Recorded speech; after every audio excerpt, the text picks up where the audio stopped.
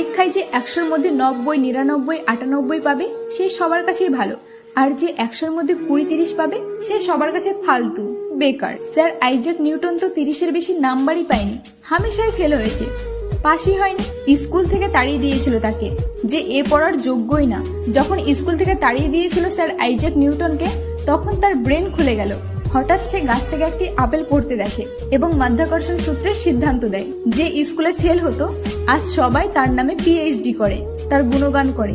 Pass আর ফেলের সাথে কারোর জীবনে কোনো যায় আসে না। তুমি যদি আইনস্টাইনের গল্প পড়ো তাহলে আইনস্টাইন তো ক্লাস 9-এর বেশি পড়তেই পারেনি, তাড়িয়ে দিয়েছিল স্কুল থেকে, কারণ সে সবসময় অন্য কিছু ভাবতো। কিন্তু তাড়িয়ে দেওয়ার পর সারা বিশ্বে E=mc² এর যে ব্যাখ্যা দিয়েছিল আইনস্টাইন, তাতে পুরো দুনিয়া প্রশংসা করে। শেষমেশ আমি এটাই বলতে চাইছি, কেউ ক্লাস 9, 10, 11, 12 পড়াশোনা করুক, তাতে কোনো আসে যায় না, কারণ জ্ঞান ডিগ্রি দিয়ে অর্জন করা যায় না। জ্ঞান আলাদা জিনিস,